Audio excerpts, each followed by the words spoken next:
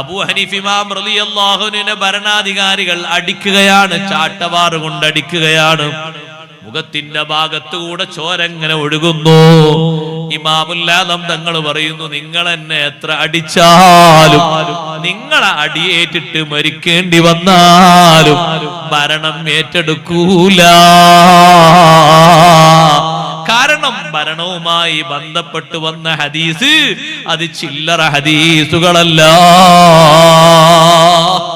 ചെറിയൊരു കാര്യമല്ല. ഞാനത് ഏറ്റെടുക്കൂല. മഹാനവറുകളെ ജയിലിലടച്ചു ഭരണകർത്താക്കള്. ജയിലിലടച്ചപ്പോഴും മഹാനവറുകൾ ദുഃഖിച്ചിരിക്കുകയല്ല. എനിക്ക് അല്ലാഹു തആല താമസിക്കാൻ തരുന്നത് ജയിലാണോ? ജയിലിൽ വെച്ചും എന്റെ ഇബാദത്തിന് കോട്ടം സംഭവിച്ചുകൂടാ. ഉമ്മമാരെ, ജയിലിൽ അബൂ ഹനീഫ ഇമാം റളിയല്ലാഹു അൻഹു വഫാത്താകുന്നത് ജയിലിൽ വെച്ചാണ്. മരിക്കാൻ സമയം അടുത്തെന്ന് മഹാനവറുകൾക്ക് തോന്നിയപ്പോ നേരെ പോയി ഉളു എടുത്തിട്ട് നല്ല വസ്ത്രം ധരിച്ചിട്ട് സാധാരണ നിസ്കരിക്കുന്ന സ്ഥലത്ത് വന്ന് മഹാനവറുകൾ കൈകെട്ടിയിട്ട് നേരെ നിസ്കാരത്തിൽ സുജൂദിലേക്ക് നെറ്റിവെച്ചപ്പോ കുറെ നേരം കഴിഞ്ഞിട്ടും സുജൂദിൽ നിന്ന് നെറ്റിയെടുക്കാത്തത് കണ്ടപ്പോ ആളുകൾ വന്നിട്ട് അബൂ ഹനീഫ ഇമാം തങ്ങളെ നെറ്റി ഉയർത്തിയപ്പോ സുജൂദിൽ തന്നെ നെറ്റിവെച്ച് അല്ലാഹുവിലേക്ക് നീങ്ങിപ്പോയി. ആ സുജൂദിൽ നെറ്റിവെച്ച സ്ഥലത്ത് വെച്ച് ജയിലിൽ താമസിച്ച സമയത്ത് ഇമാമുൽ ആദം തങ്ങൾ ഓതി തീർത്ത ഖുർആനിന്റെ ഖത്ബ് ജയിലിലുള്ള ആളുകളൊന്ന് എണ്ണി കണക്കാക്കി നോക്കുമ്പോ നെറ്റിവെച്ച സ്ഥലത്ത് വെച്ച് ഇരുന്നോദിയ ഖുർആൻ 7000 ഖത്മാണ്. സുബ്ഹാനല്ലാഹ്, അമൽ കുറഞ്ഞു പോകരുത്.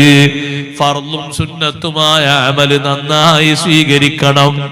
ഈമാനിന് ഏറ്റവും താങ്ങും തണലുമായി നിൽക്കുന്നത് അമലാണ്.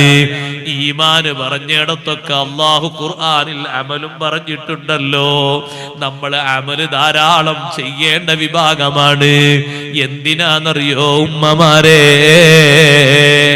പൂർവീകര് കണ്ടിട്ടില്ലാത്ത ഒരുപാട് സുഖങ്ങള് നമ്മൾ കൈക്കലാക്കി പോയി, നമ്മൾ അനുഭവിച്ചു പോയി.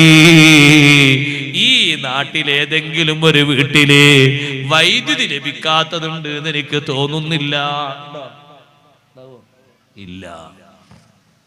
നമ്മുടെ ഉമ്മാമ്മമാര് മണ്ണെണ്ണ വിളക്ക് കത്തിച്ച് വീടിന്റെ പുറത്തുള്ള കിണറ്റിന്റെ ആഴിയിൽ നിന്ന് വെള്ളം കോരിയിട്ട് ഓരോ ദിവസവും 150-200 ലിറ്റർ വെള്ളപ്പാത്രത്തിൽ നിറച്ചവരല്ലേ? ഒരൊറ്റ ദിവസം വെള്ളപ്പാത്രത്തിൽ 200 ലിറ്റർ വെള്ളം കുടുംബത്തിന് വേണ്ടി ഒരു ഉമ്മയും പെങ്ങളും കോരി നിറച്ചാൽ ആ ടൈമിൽ ചെയ്ത സേവനം മുഴുവനും സ്വർഗത്തിലേക്കുള്ള അമലല്ലയോ? ഓരോ തുള്ളി വെള്ളവും അവര് കോരിയെടുത്തത്, മുക്കിയെടുത്തത് സ്വർഗത്തിലേക്ക് സ്ഥാനം കിട്ടുന്ന വലിയ അമലല്ലയോ? നമുക്ക് ആധുനിക സൗകര്യങ്ങളുടെ പേരിൽ ആ വലിയ അമലില്ലല്ലോ. ഒന്ന് സ്വിച്ച് ഓൺ ചെയ്താൽ വെള്ളം മുന്നിലെത്തിപ്പോയി, മറ്റൊരു ബട്ടണമർത്തിയാൽ തേങ്ങ അരച്ചുപോയി, വേറൊരു ബട്ടണമർത്തിയാൽ അതേ നമ്മുടെ കാര്യങ്ങളൊക്കെ റെഡിയായി. ഭക്ഷണം പാചകം വരെ ബട്ടണമർത്തുന്നതിലൂടെ വേവുന്ന സ്വഭാവം വരെ മനസ്സിലാക്കിപ്പോയി. സൗകര്യങ്ങളും സംവിധാനങ്ങളൊക്കെ അല്ലാഹു തആല ഏറെ തരുമ്പോഴും നമ്മളെ ഭാഗത്തുനിന്ന് നന്ദി കുറഞ്ഞുകൂടാ. സൗകര്യങ്ങളുള്ള വീട്ടിൽ താമസിക്കുന്ന നമുക്ക് സുന്നത്ത് നിസ്കാരമില്ലേ? സുന്നത്ത് നിസ്കാരം കുറഞ്ഞുകൂടാ. ഫർള് നിസ്കാരം മാത്രം പോര കേട്ടോ, സുന്നത്തായ അമല് ധാരാളം വേണം കേട്ടോ. ഉമ്മമാരെ, നമ്മുടെ വീടൊക്കെ നോക്കുമ്പോ ഒരു സ്വർഗത്തിന്റെ മോഡലല്ലേ? സുബ്ഹാനല്ലാഹ്, വല്ലിപ്പമാരും വല്ലിമ്മമാരും ജീവിച്ച ഭവനങ്ങള്, പൂർവകാലത്തുള്ള ആളുകൾ ജീവിച്ച ഭവനങ്ങള്, എന്തെങ്കിലും സൗകര്യങ്ങൾ ആ വീട്ടില് പറയാറുണ്ടോ? ഒരു കട്ടില് വരെ, ഒരാൾക്ക് കടക്കാൻ പാകത്തിലല്ലേ, ഏറിപ്പോയാൽ രണ്ടാൾക്ക് കടക്കാൻ പാകത്തിലല്ലേ. ഇന്ന് 4 ആൾക്ക് കടക്കാനും പാകത്തിൽ കട്ടിലുണ്ടല്ലോ, 10 ആൾക്ക് വിരിക്കാൻ പറ്റിയ പായയുമുണ്ടല്ലോ, വിരിപ്പും പുതപ്പുമുണ്ടല്ലോ. ഈ സൗകര്യങ്ങളൊക്കെ അല്ലാഹു തആല തന്നത് ഏറെ ശുക്ർ ചെയ്യാനാ, അമലൊട്ടും കുറച്ചുകൂടാ. മഹാന്മാർക്ക് മരണത്തിന്റെ ശേഷം സ്വർഗത്തിലേക്ക് പോകുന്ന അവസ്ഥകൾ അവർ കണ്ടത്, അതിന് കാരണം സയ്യിദുനാ റസൂലുള്ളാഹി സ്വല്ലല്ലാഹു അലൈഹി വസല്ലമ തങ്ങൾ പറഞ്ഞത് തന്നെ ജീവിതകാലത്ത് സമ്പാദിച്ച അമലാണ്. ഉമ്മുൽ അലാ ബീവി റളിയല്ലാഹു അൻഹ പറയുന്നുണ്ട്, എന്റെ വീട്ടിൽ താമസിച്ചിട്ട് ഇബാദത്ത് ഇങ്ങനെ കണ്ടിട്ട് എനിക്ക് വലിയ സന്തോഷം തോന്നിയ മഹാനാണ് ഉസ്മാൻ ഇബ്നു മൽഊൻ റളിയല്ലാഹു അൻഹു. ബദരീങ്ങളിൽപ്പെട്ട മഹാനാണ്. ആ മഹാനുഭാവൻ എന്റെ വീട്ടിലായിരുന്നു. ഉമ്മുൽ അലാ ബീവി റളിയല്ലാഹു അൻഹ പറയാ, എന്റെ വീട്ടിലായിരുന്നു കുറെക്കാലം താമസിച്ചിരുന്നത്. ഇബാദത്ത് ഇങ്ങനെ കാണുമ്പോ എന്തൊരു സൗന്ദര്യാന്നറിയോ, പകല് നോമ്പ്, രാത്രി ഒരു പേരിന് ശരീരത്തെ നുണയിപ്പിക്കാൻ വേണ്ടി ഒന്ന് ഉറങ്ങി എന്നൊക്കെ പറയാ, 2-3 മണിക്കൂറൊന്നും ഉറങ്ങിയിട്ട് നോക്കുമ്പോ കാണാ മഹാനവറുകൾ നിസ്കരിക്കുന്നു, ഖുർആൻ ഓതുന്നു, ദിക്ർ ചൊല്ലുന്നു, കരയുന്നു. പിന്നെ കുറച്ച് കഴിഞ്ഞാൽ പള്ളിയിലേക്ക് ജമാഅത്തിന് സുബൈക്ക് പോകും. പകല് സമയത്താണെങ്കിൽ ജോലിക്ക് പോകും. ജോലി കഴിഞ്ഞ് വന്നാൽ പിന്നെയും മദീന പള്ളിയിൽ ഉണ്ടാകും, ദർസ് പഠിക്കാനും ഇൽമു കേൾക്കാനും. ഇങ്ങനെ അങ്ങോട്ട് ജീവിതം ഇബാദത്തിലായി മാത്രം കൊണ്ട് മുഴുകിയ ഉസ്മാൻ ഇബ്നു മൽഊൻ റളിയല്ലാഹു അൻഹു എന്റെ വീട്ടിൽ താമസിക്കുന്നതിനിടയിലാണ് ഉമ്മുൽ അലാ ബീവി പറയുന്നു, മഹാനവറുകൾ വഫാത്തായി പോയി. വഫാത്തായി കിടക്കുന്ന ആ ജനാസയുടെ അടുത്തേക്ക് സയ്യിദുനാ മുഹമ്മദുർ റസൂലുള്ളാഹി സ്വല്ലല്ലാഹു അലൈഹി വസല്ലമ തങ്ങൾ വന്നപ്പോ ഉസ്മാൻ ഇബ്നു മൽഊൻ റളിയല്ലാഹു അൻഹുവിനെ നോക്കിയിട്ട് ഉമ്മുൽ അലാ ബീവി റളിയല്ലാഹു അൻഹ ഒരു വാക്ക് പറഞ്ഞു, അമ്മാ ഷഹാദതി അലൈക ലഖദ് അക്രമകല്ലാഹ്. ഓ ഉസ്മാൻ ഇബ്നു മൽഊൻ തങ്ങളെ, ഞാൻ നിങ്ങൾക്ക് നൽകുന്ന സാക്ഷ്യം, ഞാൻ നിങ്ങൾക്ക് നൽകുന്ന സർട്ടിഫിക്കറ്റ്, ലഖദ് അക്രമകല്ലാഹ്, അല്ലാഹു നിങ്ങളെ ആദരിച്ചിട്ടുണ്ടല്ലോ, അല്ലാഹു നിങ്ങൾക്ക് ബഹുമാനം നൽകിയിട്ടുണ്ടല്ലോ എന്നൊരു വാക്ക് നബി സല്ലല്ലാഹു അലൈഹി വസല്ലം വന്നപ്പോ ഞാൻ പറഞ്ഞപ്പോ അല്ലാഹുവിന്റെ റസൂൽ എന്നോട് ചോദിച്ചു, ഉമ്മുൽ അലാ വമാ യുദ്രീകി അന്നല്ലാഹ അക്രമഹു, ഈ സ്വഹാബിക്ക് അല്ലാഹ് ബഹുമാനം കൊടുത്തു എന്ന് നിങ്ങൾക്ക് ആരാ വിവരം തന്നത്? ഈ സ്വഹാബിക്ക് അല്ലാഹ് ബഹുമാനം കൊടുത്തു എന്ന് നിങ്ങൾക്ക് അറിവ് തന്നതാരാ? ഉമ്മുൽ അലാ ബീവി പറയാണ്, ഞാൻ പേടിച്ചു പോയി. ഞാൻ പറഞ്ഞത് അബദ്ധമായി പോയോ എന്ന് എനിക്ക് തോന്നിപ്പോയി. രാവും പകലും ജീവിതം കണ്ടിട്ടാണ് ഞാൻ അങ്ങനെ പറഞ്ഞത്. അല്ലാഹുവിന്റെ റസൂൽ സ്വല്ലല്ലാഹു അലൈഹി വസല്ലം തങ്ങൾ പറയുന്നു, ഞാൻ അല്ലാഹുവിന്റെ റസൂലല്ലേ, എന്റെ കാര്യത്തെ പറ്റി തന്നെ എനിക്ക് വിധി എഴുതാനൊക്കില്ല. പെട്ടെന്ന് നിങ്ങൾ ഇങ്ങനെ സർട്ടിഫിക്കറ്റ് കൊടുക്കാനുള്ള കാരണം എന്താണ്? ഉമ്മുൽ അലാ ബീവി റളിയല്ലാഹു അൻഹ പറയുന്നു, നബിയേ, ഇനി ഞാൻ ഒരാളെയും മദ്ഹ് പറയൂല, പൊക്കി പറയൂല. നിങ്ങൾക്കാരാ വിവരം തന്നത് എന്ന് അല്ലാഹുവിന്റെ റസൂൽ ചോദിച്ചതോടെ ഞാൻ പേടിച്ചു പോയി. പിന്നെ ഞാൻ ഒരാളെയും അങ്ങനെ ഉയർത്തി പറയാറില്ല. എന്നാലും എന്റെ മനസ്സിലൊരു സങ്കടം, ഞാൻ ഇത്രയും ബഹുമാനത്തോടെ കണ്ട ഒരു മഹാനെ പറ്റി ഞാൻ അങ്ങനെ പറഞ്ഞതിന് നിങ്ങൾക്ക് എവിടുന്നേ വിവരം കിട്ടിയെന്ന് അല്ലാഹുവിന്റെ റസൂൽ എന്നോട് ചോദിച്ചില്ലേ?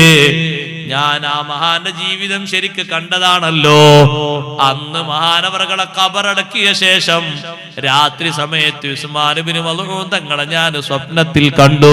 സുബ്ഹാനല്ലാഹ്, ഫുൾ വസ്ത്രം ധരിച്ചുകൊണ്ട് നല്ല സുസ്മേരവദനായി സന്തോഷത്തോടെ പച്ചത്തോപ്പുകളിലൂടെ മഹാനവറുകൾ അങ്ങനെ നടക്കുന്നത് സ്വപ്നത്തിൽ ദർശിച്ചപ്പോ ഞാൻ അല്ലാഹുവിന്റെ റസൂലിനോട് പോയിട്ട് പറഞ്ഞു, നബിയേ, ഉസ്മാൻ ഇബ്നു മൽഊൻ റളിയല്ലാഹു അൻഹുവിനെ പൂർണ്ണ വസ്ത്രം ധരിച്ച് പച്ചപ്പുള്ള സ്ഥലത്തുകൂടെ സന്തോഷത്തോടെ നടക്കുന്നത് കണ്ടുപോയി നബിയേ. ഉമ്മുൽ അലാഏ, നിങ്ങൾ കണ്ടത് ശരിയാണ്. ആ കണ്ട സൗന്ദര്യമില്ലേ, അത് ജീവിതത്തിലെ അമലാകുന്നു. അതുകൊണ്ട് ഉമ്മമാരെ അമല് കുറക്കരുത്, ചെറുപ്പക്കാരെ അമല് കുറക്കരുത്. ഖുർആനുമായി ആത്മീയ ബന്ധം നമ്മൾ കൂടുതലാക്കണം. ഒരു മാസക്കാലം വലിയ ബന്ധമുണ്ടായിരുന്നില്ലേ, പെരുന്നാളോട് അത് ഉപേക്ഷിച്ചോ? പറ്റില്ല കേട്ടോ. എല്ലാ ദിവസവും ഖുർആനുമായി ആത്മബന്ധം വേണം, ഖുർആനുമായി വലിയ ബന്ധം വേണം. ഖുർആൻ നാളെ ആഖിറത്തിൽ ശഫാഅത്ത് ചെയ്യുന്നൊരു കിതാബാണ്, തിരിച്ചറിയുന്നൊരു ഗ്രന്ഥമാണ്. അതിനെ ഓതിയവർക്കും അതിനെ ബഹുമാനിച്ചവർക്കും വലിയ ബഹുമാനം ഖുർആൻ വാങ്ങിത്തരുന്നത് പാരത്രിക ലോകത്താണ്. അതുകൊണ്ട് തന്നെ ഖുർആൻ എപ്പോഴും കൂടെ പിടിക്കണം, ഖുർആൻ എപ്പോഴും തുറന്നു ഓതണം. മുസ്ഹഫ് നമ്മുടെ ഏറ്റവും നല്ല കണക്ഷന് കാരണമാകണം. അള്ളാഹുവിന്റെ ഖുർആൻ നന്നായി ഓതണം. ഉമ്മമാരെ, നഫീസ റളിയല്ലാഹു അൻഹാ അവസാനവും ഖുർആൻ ഓതിയിട്ടല്ലേ വഫാത്തായത്. റാബിയത്തുൽ അദവിയ റളിയല്ലാഹു അൻഹ അങ്ങനെയല്ലേ? ഉസ്മാൻ ഇബ്നു അഫ്ഫാൻ റളിയല്ലാഹു അൻഹു അങ്ങനെയല്ലേ? ഷാഫി ഇമാം തങ്ങൾ ഖുർആൻ കേട്ടിട്ടല്ലേ വഫാത്തായത്. സുബ്ഹാനല്ലാഹ്. അതുകൊണ്ട് ഖുർആനുമായി വലിയ ആത്മബന്ധം പുലർത്തിയിട്ട് അമലുകൾ വർദ്ധിപ്പിക്കണം. നിത്യേന ഓതേണ്ട സൂറത്തുകളില്ലേ, സൂറത്തുൽ വാഖിയയും തബാറകയും സൂറത്തു സജദയും അർ-റഹ്മാനും, അതൊക്കെ സൂറത്തു ദുഖാനും സബുൽ മുൻജിയാത്ത് എന്നും പതിവാക്കണം. അതേ, ഖുർആനുമായി എത്ര വലിയ കണക്ഷൻ കൂടുതലുണ്ട്, അത്ര വലിയ കണക്ഷൻ നമ്മോട്, അത്ര വലിയ പരിചയം വാനലോകത്തുള്ള മലക്കുകൾക്ക് അധികം കിട്ടും കേട്ടോ. ഇവിടെ ഖുർആനുമായി നല്ല ബന്ധമുണ്ടോ? ജനങ്ങളെക്കാളും നമ്മെ പരിചയമുള്ളവര് അള്ളാഹുവിന്റെ റഹ്മത്തിന്റെ മാലാകമാരാണ്. അതുകൊണ്ടല്ലേ മുആവിയത്ത് ബിൻ മുആവിയ റളിയല്ലാഹു അൻഹു മഹാനവർകൾ വഫാത്തായപ്പോ അതേ 10,000 മലക്കുകള് കൂട്ടം കൂട്ടമായി ജനാസ നിസ്കരിക്കാൻ വേണ്ടി ഇറങ്ങി വന്നപ്പോ നബി സല്ലല്ലാഹു അലൈഹി വസല്ലം തങ്ങൾ ചോദിച്ചില്ലേ, അല്ല മുആവിയ റളിയല്ലാഹു അൻഹുവിനെ നിങ്ങൾക്ക് പരിചയമുണ്ടോ? മലക്കുകൾ പറഞ്ഞു, ഉണ്ട് നബിയേ. വാനലോകത്തുള്ള മുഴുവൻ മലക്കുകൾക്കും മുആവിയത്ത് ബിൻ മുആവിയ റളിയല്ലാഹു അൻഹുവിനെ നന്നായി അറിയാം. എങ്ങനെയെന്ന് ചോദിച്ചു അല്ലാഹുവിന്റെ റസൂൽ. അപ്പൊ പറഞ്ഞു, ഒരു ദിവസം ഏറ്റവും അധികം ഭൂമിയിൽ നിന്ന് ഖുൽ ഹുവല്ലാഹു അഹദ് ഓതിയിട്ട് വാനലോകത്തേക്ക് അതിന്റെ ആ ഒരു സൗന്ദര്യം, അതിന്റെ ആ ഒരു ശബ്ദം, അതിന്റെ ആ ഒരു സുഗന്ധം മുആവിയ റളിയല്ലാഹുവിൽ നിന്നാണ് അടിച്ചു വീശുന്നത്. ഏറ്റവും അധികം സൂറത്തുൽ ഇഖ്ലാസ് ഓതിയിരുന്ന മഹാനാണ് മുആവിയത്ത് ബിൻ മുആവിയ റളിയല്ലാഹു അൻഹു. അവര് വഫാത്തായപ്പോ അല്ലാഹുവിന്റെ റസൂൽ മദീനയിൽ ഇല്ല, നബി തങ്ങൾ തബൂക്കിലാണ്. ജിബ്രീൽ അലൈഹിസ്സലാം വന്നിട്ട് പറഞ്ഞു, ജനാസ നിസ്കരിക്കാൻ ഇറങ്ങിയ മലക്കുകളെ കാണണോ മദീനത്ത്? മദീന അങ്ങനെ തബൂക്കിലേക്കൊന്നിങ്ങനെ ചുരുട്ടി കൊടുത്തു. എന്നിട്ട് ആ സ്വഹാബിന്റെ ജനാസക്ക് നബി തങ്ങൾ നിസ്കരിച്ചു. അല്ലാഹുവിന്റെ റസൂല് പറഞ്ഞു, 50,000 മലക്കുകൾ ജനാസ നിസ്കാരത്തിൽ സംബന്ധിക്കാൻ വേണ്ടി ഇറങ്ങി വന്നിരിക്കുകയാണ്. അവർക്കൊക്കെ എങ്ങനെയാ മുആവിയത്ത് ബിൻ മുആവിയ റളിയല്ലാഹു അൻഹു പരിചയം? ഒറ്റ കാരണം കൊണ്ടാണ്, ഖുർആനുമായുള്ള വലിയ ബന്ധം. അതുകൊണ്ടല്ലേ സൈനുദ്ദീൻ മഖ്ദൂം റളിയല്ലാഹു അൻഹു പറഞ്ഞത്, നിത്യേന ഓതൽ ഏറ്റവും അധികരിപ്പിക്കേണ്ട സൂറത്താണ് സൂറത്തുൽ ഇഖ്ലാസ്. മഹാനവറുകൾ എണ്ണം പറഞ്ഞത് 200 ഫത്ഹുൽ മുഈനിലൂടെ. 200 പ്രാവശ്യം ദിനേന ഓതൽ സുന്നത്തുള്ള സൂറത്താണ് സൂറത്തുൽ ഇഖ്ലാസ്. അതിന് ഇത്രത്തോന ടൈമൊന്നും വരൂല. 2 മിനിറ്റ് വാച്ചിലേക്ക് നോക്കിയിട്ടൊന്ന് ഇഖ്ലാസ് സൂറത്ത് ഓതി നോക്കി, എത്ര ഓതി തീരുന്നറിയാം? ആകെ 4 ആയത്തല്ലേ ഉള്ളൂ. പെട്ടെന്ന് പെട്ടെന്ന് പെട്ടെന്ന് പെട്ടെന്ന് ഓതി തീരും. ഓരോ നിസ്കാരത്തിന്റെ ശേഷവും 40 വീതം ഓതിയാൽ 200 ഉണ്ടാകൂലേ? 200 ഉണ്ടാകും. വളരെ എളുപ്പല്ലേ? നിസ്കാരം കഴിഞ്ഞ് നമ്മൾ അങ്ങനെ വീട്ടിലേക്ക് പോകുമ്പോ കൈവരൽ അങ്ങനെ മടക്കിയിട്ട് അങ്ങനെ ഓതിയാൽ മതി. പുരയിലെത്തുമ്പോഴേക്ക് 40 ഓതിത്തീരും, പെട്ടെന്ന് ഓതിത്തീരും. നിസ്കാരക്കുപ്പായൊന്ന് മാറ്റിയിട്ട് ഒന്ന് അടുക്കളയിലേക്കൊന്ന് പ്രവേശിക്കുന്നതിന് മുമ്പ് ഒരു കയ്യിൽ എണ്ണം പിടിച്ച ഉമ്മമാരെ 40 എണ്ണം എണ്ണിത്തീരും. വലിയ പ്രയാസമൊന്നുമില്ല.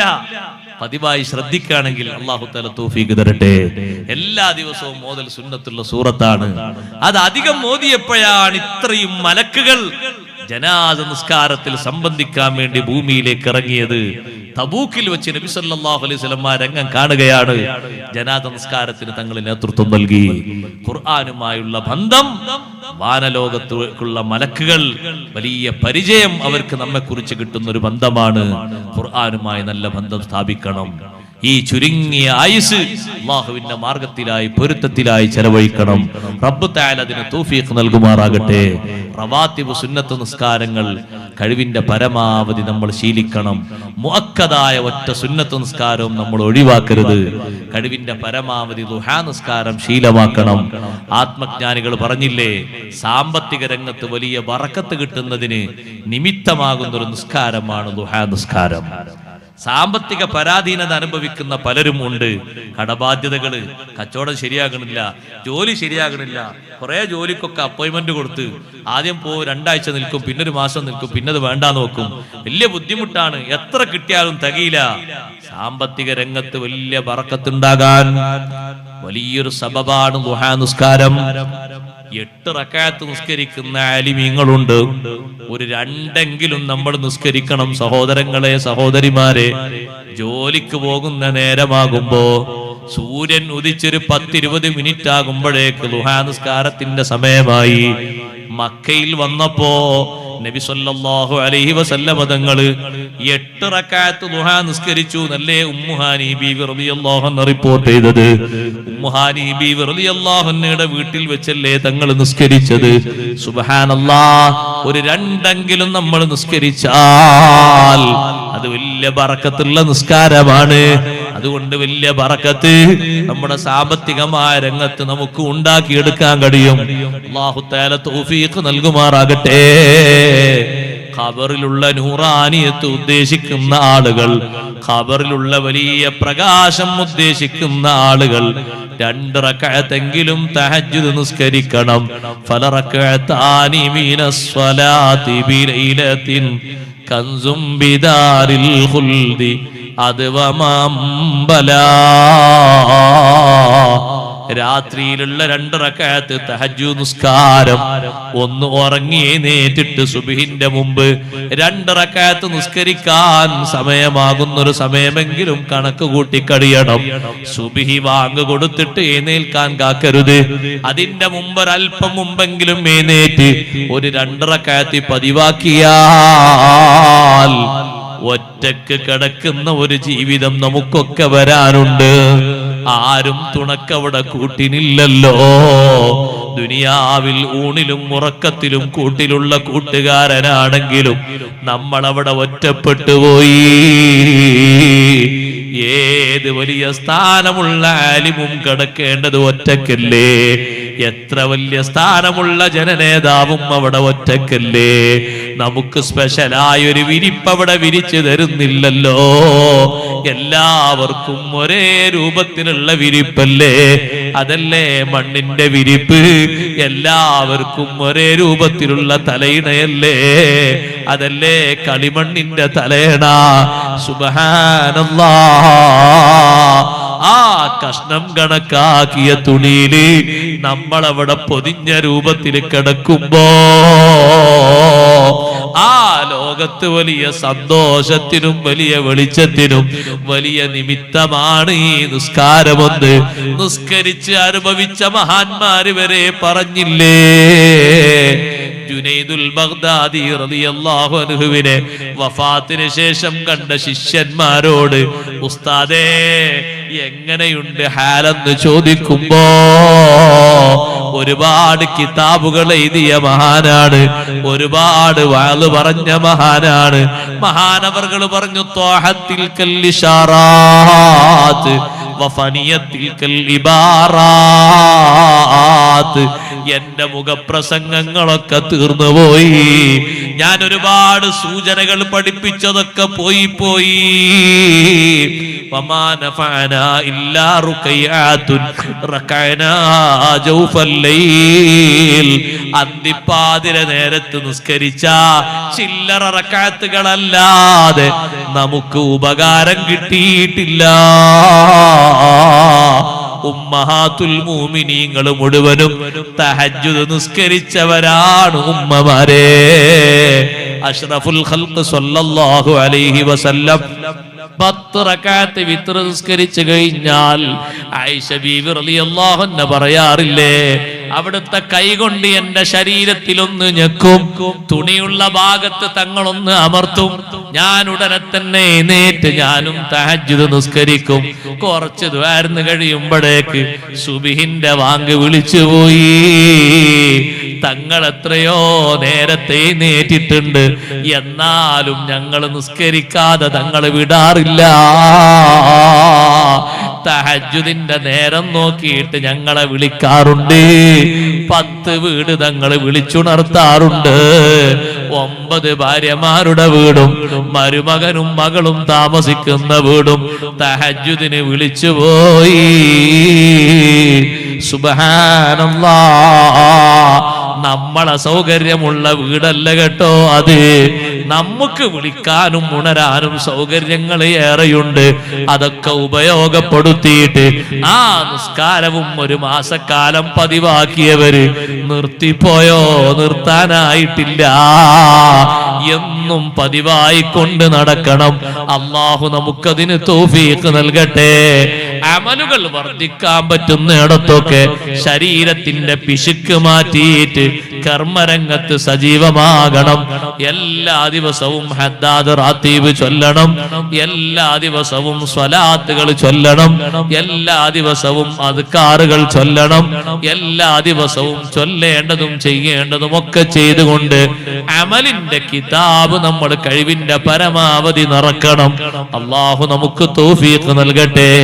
ഓരോ അമലിനും അല്ലാഹു തആല ഇഖ്ലാസ് ഏറ്റി തരട്ടെ. നമ്മുടെ മജ്ലിസ് ദുആഇന് ഇജാബത്തുള്ള നല്ല സദസ്സായി അല്ലാഹു ഖബൂലാക്കി തരട്ടെ. ബറക്കത്തിന് വേണ്ടി ഒരൊറ്റ കാര്യം പറഞ്ഞ് ഞാൻ എൻ്റെ വാക്കുകൾ ഉപസംഹരിക്കട്ടെ. അഷ്റഫുൽ ഖൽഖ് മുഹമ്മദുർ റസൂലുള്ളാഹി സ്വല്ലല്ലാഹു അലൈഹി വസല്ലം തങ്ങളുടെ ശിഷ്യന്മാരുടെ ശിഷ്യന്മാരായ താബിഉകൾ, അവരുടെ ശിഷ്യന്മാരായ തബഉ താബിഉകൾ ജീവിച്ചിരിക്കുന്ന കാലഘട്ടത്തിൽ സുബ്ഹാനല്ലാഹ് ഒരടിമയെ ജോലിക്ക് വിളിക്കാൻ വേണ്ടി പോയപ്പോ അടിമ വിളിച്ചു കൊണ്ടുപോകുന്ന യജമാനനോട് പറയുന്നത്, നിങ്ങൾ എന്നെ തൊഴിലാളിയായി കൊണ്ടുപോകുന്നതിന് വിരോധമില്ല, പക്ഷേ 3 ഷർത്ത് നിങ്ങൾ എന്നിൽ നിന്ന് കേൾക്കണം. എന്താ ഷർത്ത്? ഒന്നാമതായിട്ട് നിസ്കാരത്തിന്റെ സമയം വന്നാൽ പിന്നെ എനിക്ക് നിസ്കരിക്കാൻ ചാൻസ് തരണം, എന്നെ പിന്നെയും ജോലി എടുപ്പിക്കരുത്. രണ്ടാമതായിട്ട് എന്ത് വേല എനിക്ക് തരികയാണെങ്കിലും പകലിലെ വേല തരാവൂ, രാത്രി ഒരു ജോലിയും എന്നെ ചെയ്യിപ്പിക്കാൻ പാടില്ല.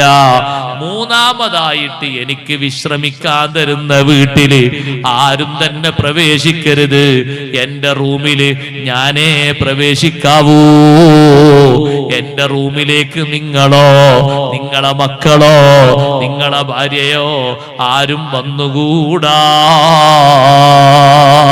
ഈ അടിമനെയും യജമാനൻ കൊണ്ടുപോയി 3 ഷർത്തും പാലിക്കാമെന്ന നിബന്ധനയോടെ വീട്ടിലേക്ക് കൊണ്ടുപോയി. കുറെ റൂമുകൾ അദ്ദേഹത്തിന് കാലി റൂമുകളുണ്ട്. എന്നിട്ട് പറഞ്ഞു തൊഴിലാളിയായ അടിമയോട്, നിനക്ക് വേണ്ട റൂം നീ സെലക്ട് ചെയ്തെടുത്തോ മോനെ. അതേ ഖറാബായ ഒരു റൂം, ആരും കേറി താമസിക്കാത്ത പഴകിയ ഒരു റൂം, ആ റൂമാണ് അടിമ ഇഷ്ടപ്പെട്ട് തെരഞ്ഞെടുത്തത്. എനിക്കാ കാണുന്ന റൂം മതി, അവിടെ ഇതുവരെ ആരും താമസിച്ചിട്ടില്ല, ആരും താമസിക്കാത്ത റൂമാണ് എനിക്ക് വേണ്ടത്, താമസിക്കാൻ നല്ലത് അവിടെയാണ്. ആ റൂമിലേക്ക് അങ്ങ് കയറിയിട്ട് താമസം തുടങ്ങി. സുബ്ഹാനല്ലാഹ്, പകല് സമയം തോട്ടം നനക്കുന്ന, തോട്ടത്തിലെ പുല്ല് പറിക്കുന്ന, തോട്ടത്തിലെ വളകളൊക്കെ നന്നാക്കി നോക്കുന്ന നല്ല ജോലിയും യജമാനൻ കൊടുത്തു. വാങ്ക് വിളി കേട്ടാൽ പണി ഉടനെ തന്നെ നിർത്തിയിട്ട് നിസ്കരിക്കാൻ പോകുന്നു. 5 വക്ത് നിസ്കാരത്തിനും പള്ളിയിലെത്തുന്ന അടിമ രാത്രി സമയത്ത് പണിയേൽപ്പിക്കരുത് എന്ന് പറഞ്ഞില്ലേ? സുബ്ഹാനല്ലാഹ്. യജമാനൻ നല്ല സമ്പന്നനാണ്. അദ്ദേഹം തന്റെ മറ്റുള്ള അടിമകളോടൊപ്പം അതേ ഒരു ദിവസം രാത്രി നല്ല കള്ളും കുടിച്ച് കൂത്താടി രസിക്കുന്ന സമയം രാത്രി പകുതിയായപ്പോ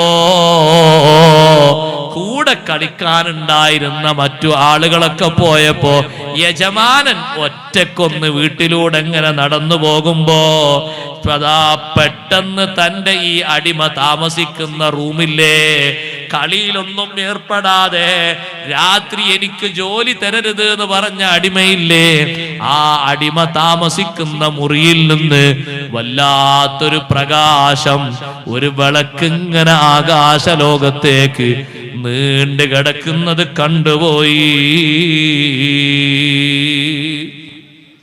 സുബ്ഹാനല്ലാഹ്. യജമാനൻ പേടിച്ച് വിറച്ചുപോയി. ബാക്കിയുള്ള ആളുകളൊക്കെ പോയി. പക്ഷേ ഈ അടിമ താമസിക്കുന്ന മുറിയിൽ നിന്ന് വല്ലാത്തൊരു നൂറ് മുകൾ ഭാഗത്തേക്ക് അങ്ങനെ അടിച്ചു വീശുന്നു. പതുക്കെ പോയി മുറിയിലേക്ക് എത്തി നോക്കുമ്പോ ആ അടിമ സുജൂദിലാണ്. സുജൂദിൽ അടിമ പറയുന്നത് എന്താണെന്നറിയുമോ? റബ്ബേ, പകല് സമയം എന്റെ യജമാനന് ഞാൻ തൊഴിലെടുക്കേണ്ടി വന്നത് കൊണ്ട് ഇതുപോലെ പകലിൽ നിന്നിലേക്ക് സുജൂദ് ചെയ്യാനും നെറ്റി വെച്ചുകൊണ്ട് എന്റെ ആവലാദികൾ നിന്നോട് പറയാനും നിനക്ക് ശുക്ർ ചെയ്യാനും എനിക്ക് പൂർണ്ണ നേരം കിട്ടാറില്ല. രാത്രിയല്ലേ അല്ലാഹുവേ എനിക്ക് നേരം കിട്ടിയത്. അതുകൊണ്ട് പകലിൽ ഇങ്ങനെ ചെയ്യാനും ഇങ്ങനെ സുജൂദ് ചെയ്യാനും നേരം കിട്ടാത്തതിന് നീ എന്നെ ശിക്ഷിക്കരുത് അല്ലാ. നീ എന്റെ കാരണം സ്വീകരിക്കണേ അല്ലാ. എന്റെ യജമാനൻ പകൽ എനിക്ക് ഖിദ്മത്ത് തന്നില്ലെങ്കിൽ നിന്റെ ഖിദ്മത്തിലായിട്ട് പകല് മുഴുവനും ഞാൻ കഴിച്ചു കൂട്ടുമായിരുന്നു. യജമാനൻ നീ ദുആ കേട്ടിട്ട് അത്ഭുതപ്പെട്ടു പോയി. വാതിൽ പൊളിയിലൂടെ അയാൾ അങ്ങനെ നോക്കി നിന്നു. ഫജ്ർ ഉദിക്കുന്നത് വരെ ആ വെളിച്ചമങ്ങനെ മുകൾ ഭാഗത്തേക്ക് ഉയർന്നു നിൽക്കുന്നു.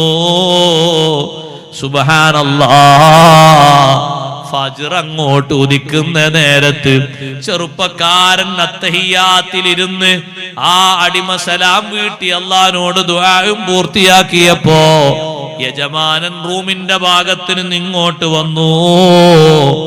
പിറ്റത്തെ ദിവസം ഈ സംഭവം ഭാര്യയോട് പറഞ്ഞു. യജമാനനും ഭാര്യയും ഒരുമിച്ച് വന്നു നോക്കുമ്പോ രണ്ടുപേരും തലേ ദിവസം യജമാനൻ കണ്ട അതേ പ്രകാശം, വാനലോകത്തേക്ക് ഇങ്ങനെ ഒരു പ്രകാശം ഈ അടിമയുടെ മുറിയിൽ നിന്ന് ഉദിച്ചുയർന്നു പോകുന്നത് രണ്ടുപേരും കണ്ടു. ഭാര്യ പറഞ്ഞു ഭർത്താവിനോട്, ഈ അടിമയെ കൊണ്ട് ജോലി ചെയ്യിപ്പിക്കുന്നത് ശരിയല്ല. നല്ല ഒരു അടിമയാണ്, അടിമനെ ഇബാദത്തിന്റെ മാർഗത്തിൽ വിട്ടേക്കാം. മൂന്നാമത്തെ ദിവസം രണ്ടുപേരും അടിമയെ വിളിച്ചിട്ട് പറഞ്ഞു, അന്ത ഹുർറുൻ ലിവജ്ഹില്ലാഹി തആല,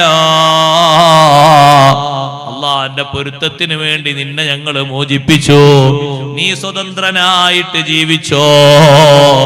പകല് സമയം എന്റെ ഖിദ്മത്ത് കൊണ്ട് അല്ലാഹ്ക്ക് ഖിദ്മത്ത് എടുക്കാൻ നിനക്ക് ബുദ്ധിമുട്ട് വന്നെങ്കിൽ ആ പകല് സമയം കൂടി ഇബാദത്തിന് വേണ്ടി നിന്നെ ഞാൻ ഒഴിവാക്കി തരുന്നു.